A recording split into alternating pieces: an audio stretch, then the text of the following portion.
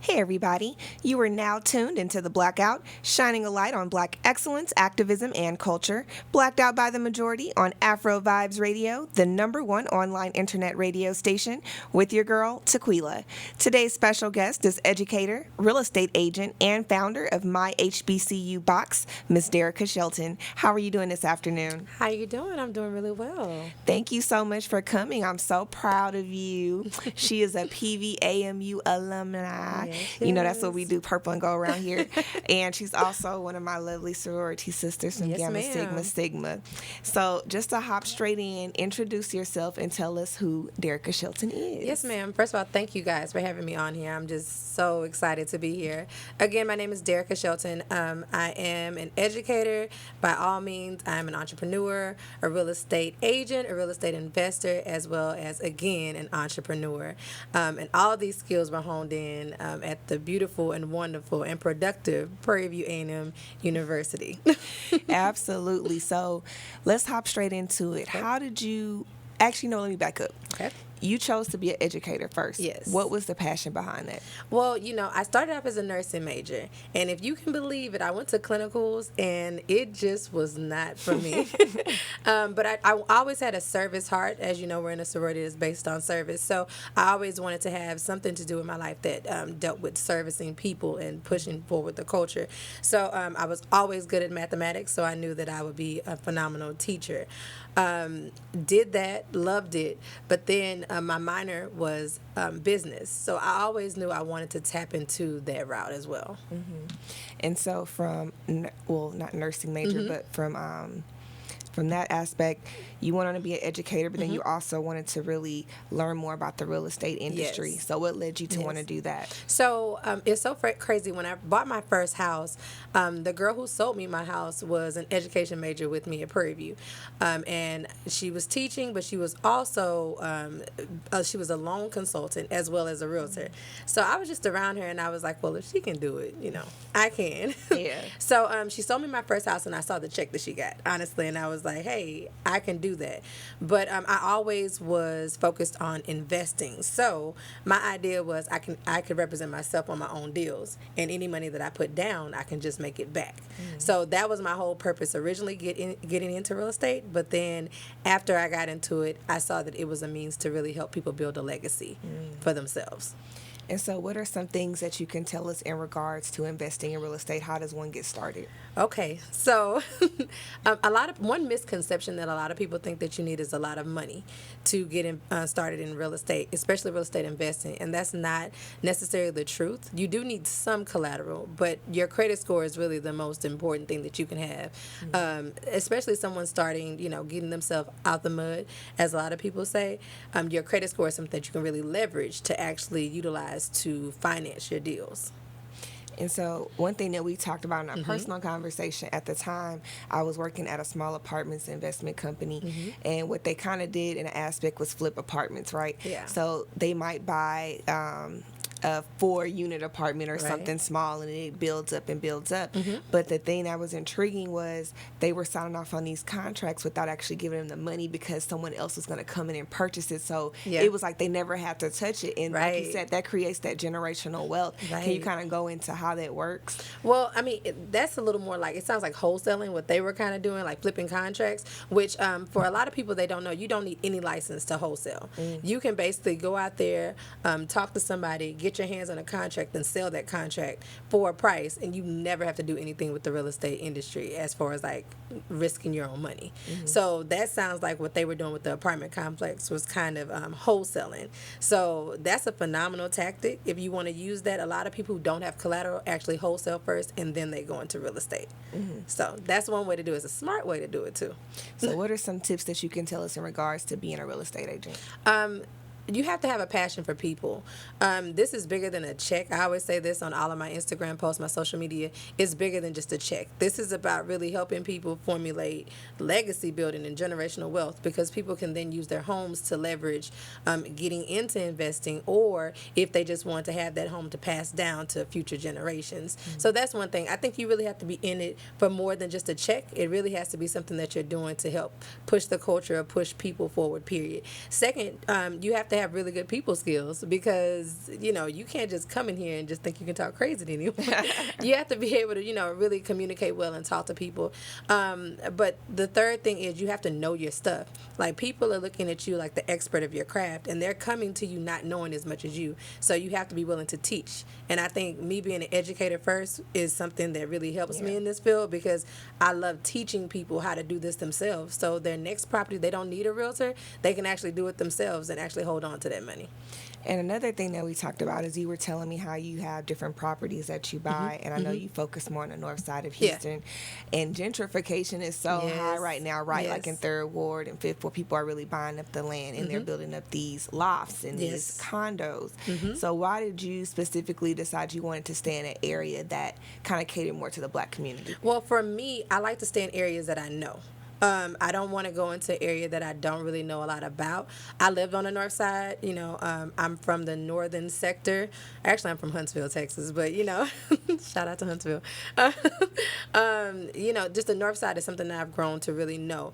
And I know the 10-year plan for that area. Every part of Houston has a plan, and you can actually look on the websites and find out what that plan is for that area within a 10-year span. So you can actually see what they're planning to do, but way before they do it.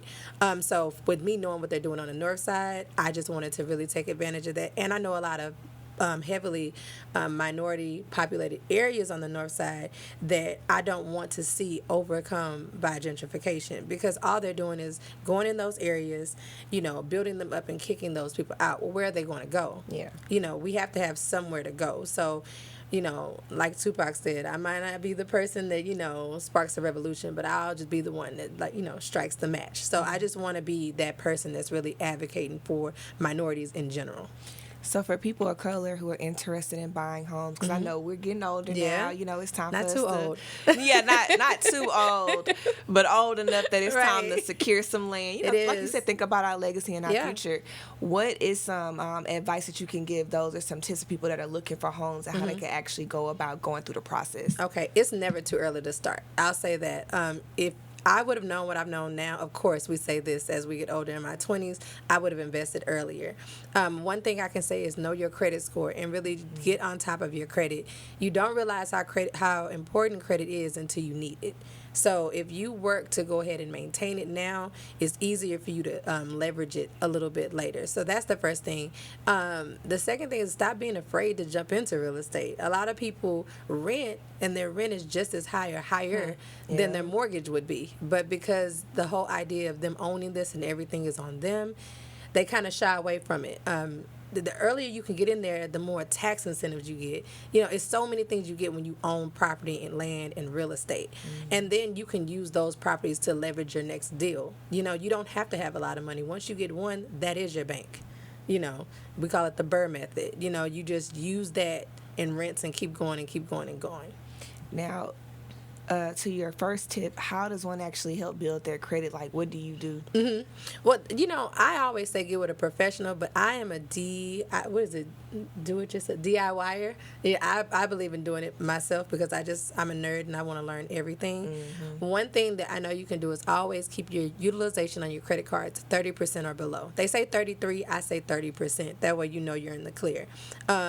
Making sure that you're making smart decisions. Stop doing impulsive buying. Actually buy with an investor's mindset, you know, and stop just trying to live above your means. That's the biggest thing. If you make $75,000, you know, but you spend $80,000, you know, a year, you're really not putting yourself in a situation to win. So always making sure that you have some type of collateral in your back pocket. Save a little bit. You know, you can go on 3 trips, don't go on 4. And they said that 4th trip is for self-care. You know, that 3rd one is self-care. And so with you offering so much knowledge and resource, how do you actually extend this information to some of the people that follow you online? Yeah, so on my Instagram or on my social media, like I said, my background is education. So it never leaves. I'm always trying to educate and show people things, my lives. I literally will pick a topic based on what my followers are telling me they want to know, and for an hour we'll just go in on it and we'll just talk about it. I'll give them tips. I actually have a real estate investor, not a real estate investor, I'm sorry, a credit repair specialist that I work with. Her name is Jocelyn, and she goes on the lives with me, and we go back and forth with our followers just to give them the knowledge they need to know.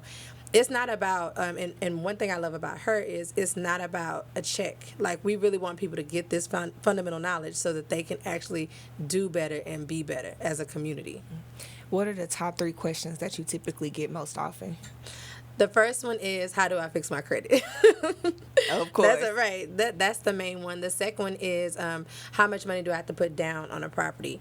And I tell people, if you haven't owned a home yet, you can use the FHA. What is it called? The FHA clause or whatever, with only 3.5% down for your first property. And the other one is usually, well, how do I apply?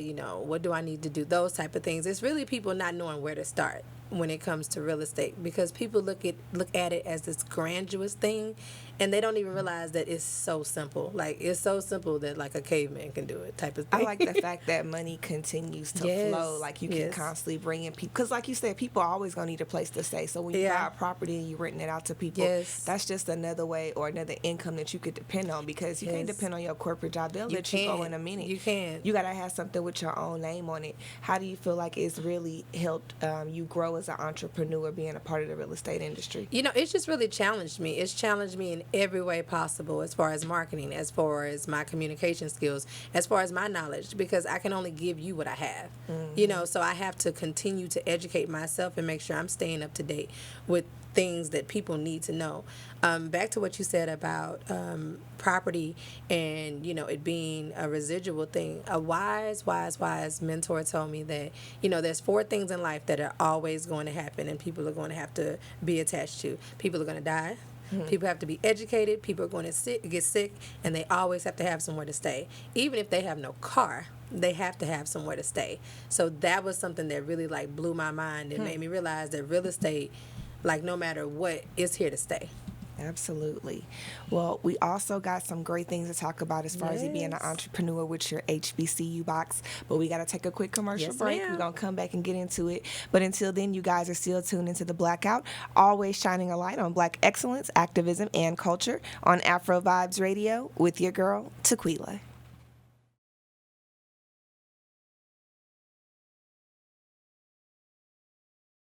Hey everybody, you are now tuned back into The Blackout on AfroVibes Radio, the #1 online internet radio station with your girl, Tequila. And we are still in the studio with the lovely Miss Derreka Shelton. In the first half of our show, she gave us some tips and information in regards to being a real estate agent and how you can invest, as well as her education background. And now we're going to hop straight into her business as an entrepreneur. She is the founder of My HBCU Box. Please tell us a little bit about this amazing brand that you've created. Yes, so I am actually the co-founder of My HBCU Box. It is myself and my sorority sister, Danielle Simmons. And, we are so excited about this project because this is the first and only subscription box that is catered to the HBCU lifestyle, culture, and everything HBCU. So we are just, beaming with excitement. So how did you come up with this idea to do a subscription box specifically for HBCU alumni and students? Okay, so as we talked about earlier, we both are from Prairie View A&M University, so we had that HBCU background. I already had a company previous to starting this. It was called Exclusively HBCU, where we sold HBCU paraphernalia and things of that nature. So I'm a lover of HBCUs and everything that deals with them. So I was sitting around one day, and everything's a subscription now. So I was like, hey, I need some new stuff, and I was too lazy to go make any or come up with anything new with my company. And I was like, hey, there is nothing out there that delivers HBCU paraphernalia or items to your doorstep. I'm also a member of Alpha Kappa Alpha, and they have this thing called the Ivy Box. And my aunt had she's a soror too, and my aunt had gifted me with one. And I was like, hey, I know somebody has one of these for HBCU life, and it was like crickets. It was nothing. So I was like, that's a sign. Let's go. Amazing. So tell us about some of the items that are actually inside of this box. So every box is unique and different. It all is catered to a theme. This is our first one is going to be the homecoming box that's coming out. So we like to really act on the element of surprise. There's a masculine box and a feminine box. So I'll tell you a few items in it, but there's some that we're still like, as the box closes out, then we start telling everybody what's in it. But with the feminine box, first let me go back. The theme of the first box for homecoming is Do the Right Thing. Aww. You know, it's the 25th anniversary of Do the Right Thing with Spike Lee, and you know how he loves his HBCUs, being an HBCU alum himself. So what's in the box is we have a fanny pack for the feminine box. The masculine box will have a dad hat. We also have a custom, I'll let y'all know about one of the things. We have a custom set of dominoes that are going to be in there. Aww. Yeah, like it's all like HBCU theme. Like this is the box you need for homecoming. Like you could set it out with this box. They gonna love them dominoes. And then the dominoes has like, you know, HBCU stuff on it. Like it's dope. So I know what you have in exclusively HBCU. Are you still gonna be providing some of your designs on your shirts? Yeah. Those are two different companies. Yeah. Okay, so you're still doing both. Okay. Yeah, I didn't know if you know me. I have like 12 businesses. I'm like, you know, but with this one, we are just like really excited because every time we drop a box is something new. The subscription portion of it is dropped every quarter. So every quarter is a different theme, and in those boxes we have at least 5 items in it. And one of the biggest things that we're really proud of is that we work with HBCU entrepreneurs to supplement additional things in the box. Okay, so tell us about some of those entrepreneurs, because I know you mentioned a couple of different people on your actual Instagram when I went on there. Yeah, so right now we're still verifying a lot of people, but I know one of them, her name is Robin McGee. You know her. Yep. She is I'm staying close to Prairie View right now. She is going to be putting some exclusive hair care products in there. It's another young lady. She has a esthetician business called Mahogany Stone, and she's putting facial cleansing and products and all that type of stuff in one of our boxes. I'm not going to tell y'all which one, but one of our boxes. So we're just really trying to reach out to any HBCU entrepreneur that is trying to get it, and we want to make sure that we highlight you guys in every single box, along with the scholarships that we provide as well. Why was it so important to specifically work with those other HBCU entrepreneurs? Because I was there. Like my business partner and myself, we've been there. Like starting a business is hard. And you know, if God has given me the platform to be able to create something that's really powerful like this, it would really be a disservice if I didn't extend my hand and try to help somebody else out. So this is my way of giving back to people who are just starting and helping them, guide them through this whole thing and bringing them some money. Absolutely. And so how are you hoping that this box will be an inspiration to the students and the alumni?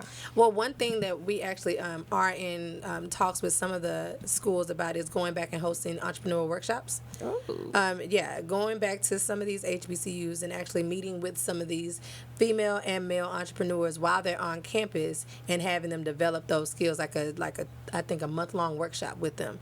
And we teach them, you know, about LLCs, taxes, all this type of stuff. So they're getting it from somebody, not just a textbook, somebody who's actually doing it, looks like them, and has been where they have been. See, I love that because I feel like it's so much information and knowledge, but some people just don't know like where to start or where to look at. And when you actually have somebody in front of you that's a reflection of the work that's being done, it inspires other people to want to do the same. I agree. Because, I mean, of course I didn't think of no HBCU box, but when you go to an HBCU or if you went to one, you go, dang, I do want some paraphernalia. I do want something that really shows how much I celebrate my culture. Like people just trying to find out about the band culture because of Beyonce, you know, things like Shout that. out to Beyonce. So it's like it's a good time to really be conjuring up these type of ideas. How do you feel now seeing that so many people are starting to be exposed to what HBCU culture is? Let me tell you, I'm just so excited. Coming from somebody that came from a small country town, like no one told me about HBCUs. If it wasn't for the reruns of A Different World, I would have never known.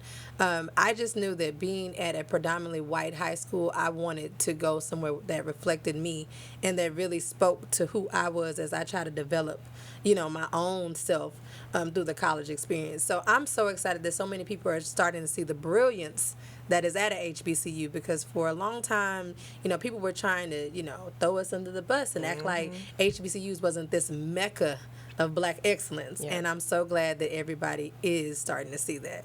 How has attending an HBCU or just being a graduate really helped you build into who you are today? I always credit Prairie View for me becoming the woman that I am. If it wasn't for Prairie View, I wouldn't have been in the sororities. I would have.